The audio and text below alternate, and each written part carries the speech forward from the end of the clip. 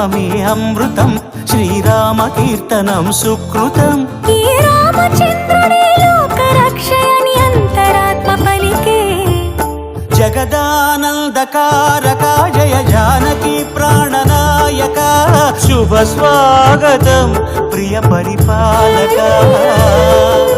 జగదానందకారక జయ జానకి ప్రాణనాయక, శుభ స్వాగతం ప్రియ పరిపాలక. మంగళకరమౌ నీరాక, ధర్మానికి వేదిక అవుగాక, మా జీవనమేక పావనమౌగాక.